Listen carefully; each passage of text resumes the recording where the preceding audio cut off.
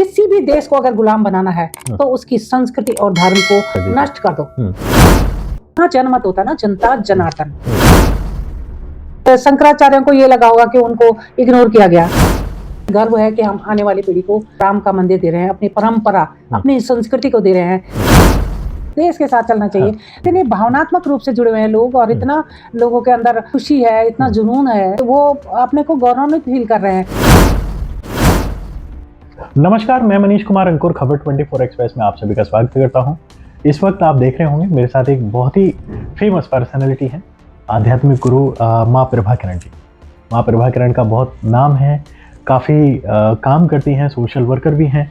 तो माँ प्रभा किरण जी, आपका बहुत बहुत स्वागत है खबर 24 एक्सप्रेस में। धन्यवाद, बहुत बहुत धन्यवाद। सबसे बड़ी बात यह है कि आपने हमें समय दिया, फिर दोबारा से एक बार हमें मिलने का मौका आपने दिया, आपसे बातचीत करने का मौका हमें दिया। माता जी, बहुत सारी चीज़ें हैं आज जो हम चर्चा करने जा रहे हैं और सबसे पहली चर्चा हम करने जा रहे हैं राम मंदिर के ऊपर। तो सबसे पहले आपको बधाई कि राम मंदिर की प्राण प्रतिष्ठा हो गई है और अयोध्या में राम लला विराजमान हो गए हैं। आपको बधाई। जय जय श्री राम, जय श्री राम। तो माता जी, सबसे पहला मेरा क्वेश्चन राम मंदिर को लेकर है। राम मंदिर को लेकर क्या क्वेश्चन है वो आप शायद समझ गई होंगी। देखिए, जैसे राम मंदिर की प्राण प्रतिष्ठा हुई, बहुत सारी चीजें अच्छी हुई, लेकिन इसमें मिली जुली प्रतिक्रिया रही साधु संतों में। क्योंकि जाहिर सी बात है, जब भी कोई मंदिर की प्राण प्रतिष्ठा होती है या कोई मंदिर की स्थापना होती है, निर्माण होता है, इसमें साधु संतों का बहुत अहम रोल होता है। लेकिन यहाँ पर साधु संतों का रोल कम रहा, राजनीतिक रोल ज्यादा रहा, जो मैं आपसे पूछना चाह रहा हूँ। देखिए, अयोध्या में राम मंदिर की प्राण प्रतिष्ठा हुई, उसको लेकर जो चारों हमारे शंकराचार्य थे, उनमें काफी नाराजगी देखी गई। तो जाहिर सी बात है, आप भी आध्यात्म से जुड़ी हुई हैं, इसके अलावा आपका काफी नाम रहा है, इसके अलावा तांत्रिक चंद्रा स्वामी के साथ में आपका काफी नाम प्रचलित रहा है, मतलब छोटा मोटा नाम रही ना, आपका बहुत बड़ा नाम रहा है। तो मैं इस बात में जानना चाहता हूँ कि मतलब जो शंकराचार्य नाराज हुए या जो प्राण प्रतिष्ठा हुई, क्या ठीक हुई, या जो नाराजगी है उन्हें कैसे दूर करना चाहिए? तो आप थोड़ा सा हमारे दर्शकों को बताएं। पूजनीय शंकराचार्यों की अपनी जो विचारधारा थी वो सही थी। उन्होंने राम मंदिर का विरोध नहीं किया। उन्होंने कहा कि मंदिर पूर्ण होने के बाद ही मूर्ति स्थापना हो सकती है। उनका अपना तर्क था। लेकिन आज हमारे को जरूरत थी, इतिहास बदल रहा है, हमें स्वागत करना चाहिए।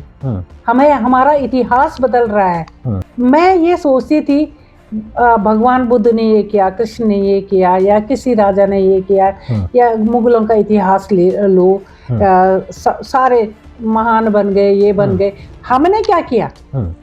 जो ये वर्तमान है, हम क्या आने वाली पीढ़ी को दे रहे हैं? हमें गर्व है कि हम आने वाली पीढ़ी को राम का मंदिर दे रहे हैं, अपनी परंपरा, अपनी संस्कृति को दे रहे हैं। किसी भी देश को अगर गुलाम बनाना है तो उसकी संस्कृति और धर्म को नष्ट कर दो, तो वो देश गुलाम हो जाएगा। गुलाम का ना कोई धर्म होता है, ना संस्कृति होती है, ना कोई विचार होता है, ना कुछ भी नहीं होता है। तो हम लोग आज आजादी का फील कर रहे हैं। हम आजाद हैं। हम कहते हैं कि जिस तरह से युग युगों से हम लोग सनातन धर्म को बचाने के लिए हमारे पुरखे, मैं उत्तराखंड से हूँ, हिमालय की कंदराओं में गए। उन्होंने अपने धर्म को बचाने के लिए भूख, जंगलों में रहना स्वीकार किया, बिहाड़ों में रहे और उन्होंने अपनी संस्कृति की रक्षा की। लेकिन गर्व है कि हमारे जो उनका त्याग था, उनका जो बलिदान था, वो काम आ रहा है। We feel proud। मेरा फिर भी जो क्वेश्चन है वो वैसे ही रह गया है।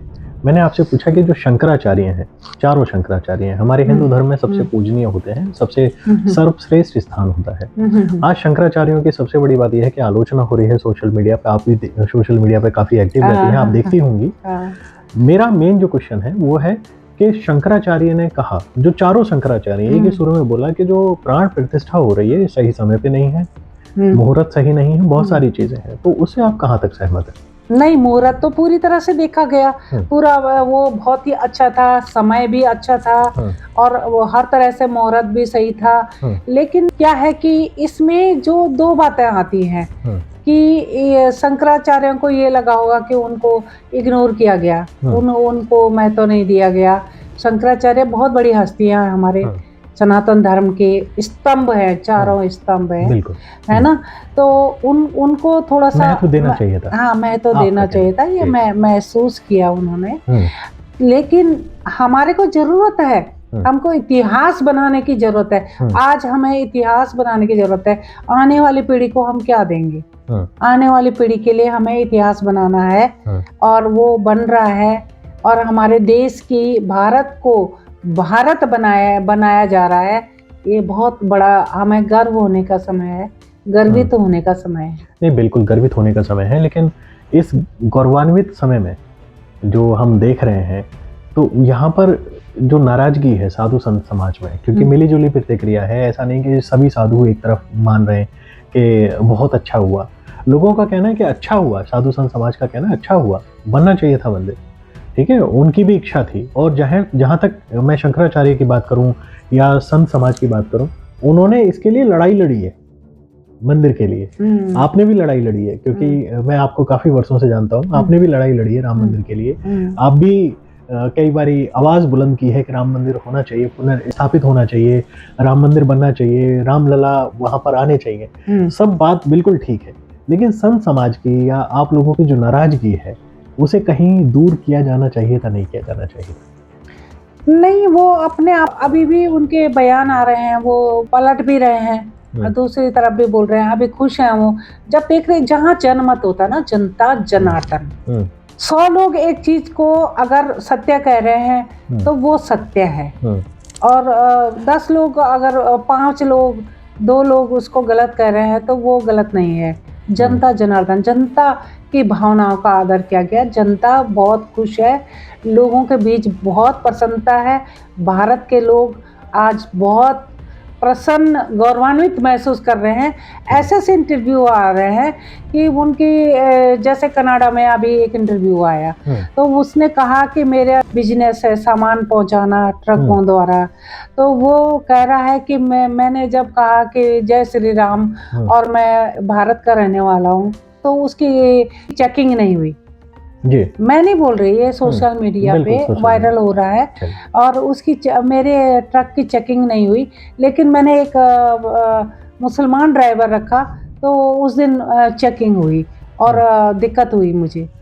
तो आज भारत सब जगह अपना डंका बजा रहा है। भारत धीरे तो खैर अच्छी बात है, विश्व गुरु के रूप में स्थापित होने जा रहा है। हमें अपने देश पे गर्व है, हम भारत में हमने जन्म लिया है। और मैं तो उच्च कोटि बद्रीनाथ मंदिर से कनेक्टेड हूँ, और वहाँ के मुख्य पुजारी परिवार से हूँ, तो मुझे बहुत गर्व है, मुझे अपने जन्म पे गर्व है। आज मुझे अपने जन्म पे गर्व है, रियली, बहुत बढ़िया, रियली बहुत बढ़िया, अच्छा लगा सुन के। माता जी, मेरा खैर ये तो बहुत अच्छा रहा कि आपने राम मंदिर के ऊपर अपनी बेबाकी से टिप्पणी दी है। आपने मतलब लोगों को बताया, साधु संत समाज को बताया कि जो अभी की खुशी है इसको सेलिब्रेट करना चाहिए, अपनी नाराजगी को थोड़ा सा साइड में रखें और इसको सेलिब्रेट करें अभी। आपका कहने का मतलब यही? हाँ, देश के साथ चलना चाहिए, लोगों की भावनाओं के साथ, सब भावनाओं, देश लोगों की राम मंदिर में लोगों की भावनाएं इतने भावनात्मक रूप से जुड़े हुए हैं लोग, और इतना लोगों के अंदर वो है, खुशी है, इतना जुनून है कि वो अपने को गौरवान्वित फील कर रहे हैं। हमें अपने, देखो, जिन्होंने इतिहास गवाह है, गुरु गोविंद के ने अपने पुत्रों के शीश कटा दिए, हांडी रानी उसने अपना सर काट के दे दिया, महाराणा प्रताप कितने 80 घाव थे उनके शरीर में, घास की रोटी खाई उन्होंने, तब भी युद्ध के लिए दोबारा आना स्वीकार किया। और महारानी लक्ष्मीबाई अपना धर्म नहीं बदला, धर्म नहीं छोड़ा। कैसे लोग थे वो, बिल्कुल कैसे लोग थे वो हमें उनसे सीखना चाहिए कुछ। हम लोग फ्लैक्चुएट हो रहे हैं, हम लोग अपने को बदल रहे हैं, बदल नहीं रहे हैं, बल्कि हम लोग कमजोर हो गए हैं। हमें ताकतवर बनना है, और उनके पूर्वजों का अनुसरण करके हमें अपने देश की गरिमा, अपने देश की संस्कृति और अपने देश के इतिहास को गौरवान्वित करना है। चलिए, बहुत अच्छी बात है माता जी। इसके अलावा जैसे कि आपका एक शक्ति पुंज के नाम से फाउंडेशन है, ये ट्रस्ट है आपका, बहुत सारी कार्य आप शक्तिपुंज के तरफ से करती हैं। तो अभी राम मंदिर का तो आपने बहुत अच्छा बोला। तो अभी फिर से हम एक बार शक्तिपुंज के बारे में दर्शकों को बता देना चाहते हैं। शक्तिपुंज बहुत सारी चीज़ें कार्य करता है और शक्तिपुंज की द्वारा ही आप कलश स्थापना वगैरह कराती हैं। तो फिलहाल मैं जानना चाहूँगा, हमारे दर्शकों को बताएं कि शक्तिपुंज के से जुड़ के क्या कार्य कर सकते हैं, कैसा कार्य कर सकते हैं, किस तरीके से वो जुड़ सकते हैं, तो थोड़ा सा हमारे नहीं बहुत बढ़िया। एक्चुअली क्या होता है, जैसे गर्भ में बच्चा आता है तो माँ के स्तन में पहले से ही दूध का निर्माण हो जाता है। ऐसे ही ये परिस्थितियाँ आनी है हमारे देश में। हमारे देश का हिंदुत्व, हमारा सनातन धर्म जागेगा और इस तरह की परिस्थितियां होंगी कि लोगों को तकलीफ भी होगी, बहुत सारे लोगों को तकलीफ होगी। तो सबके मन में शांति बने रहें, सब स्वीकार करें भारत की गरिमा को, भारत के यथार्थ को।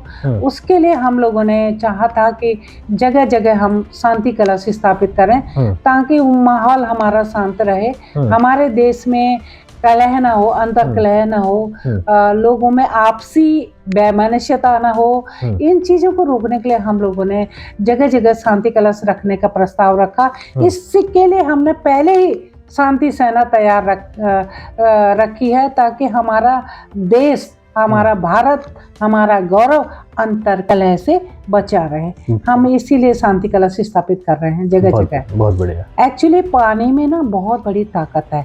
पानी को जो हम कहते हैं अब जल में अपार शक्ति है। बिल्कुल। इसीलिए गंगा जो है चार्ज वाटर है।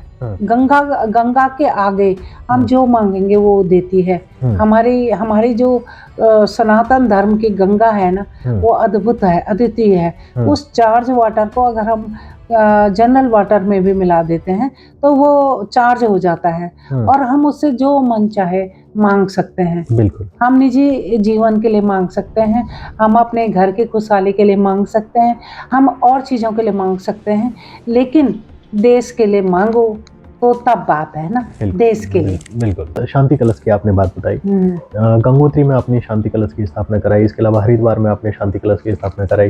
अभी जो आप कराने वाली हैं शांति कलश की स्थापना, वो कहाँ कराने वाली है या फिर आने वाला भी टाइम? बिल्कुल बिल्कुल बिल्कुल, ये बहुत अच्छा विषय है। जो हमारा अभी प्लान है, जितने भी लोकसभा क्षेत्र हैं जहाँ जहाँ हमारे प्रत्याशी चुनाव लड़ेंगे, हम स्वागत करेंगे जो भी प्रत्याशी आना चाहे। अब सबसे पहले अपने क्षेत्र में शांति कलश स्थापित करें, तब वो शुभारंभ करे अपने चुनाव क्षेत्र का, ताकि शांति में ही सृजन है और शांति से ही हम आगे बढ़ सकते हैं, शांति से ही हम संगठित हो सकते हैं और शांति ही हमें विकास की ओर ले जा सकती है। ये यूनिवर्सल ट्रुथ है।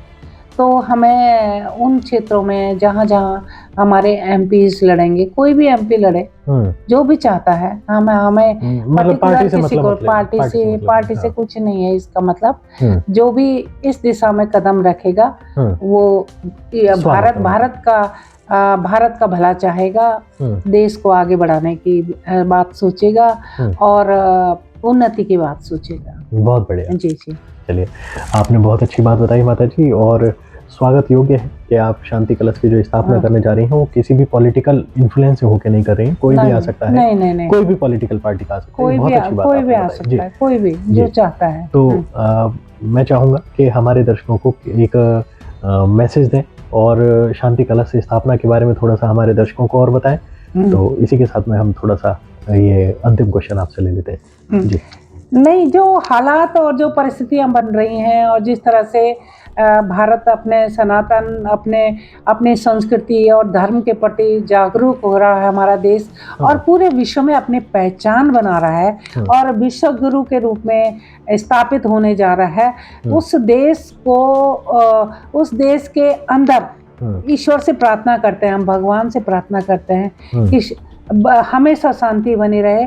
हम सब भाई भाई हैं आपस में, हम अपने सनातन धर्म को आगे बढ़ा रहे हैं, हम अपने उसको कर रहे हैं, हम किसी का विरोध नहीं कर रहे हैं, हम अपने धर्म को स्थापित कर रहे हैं।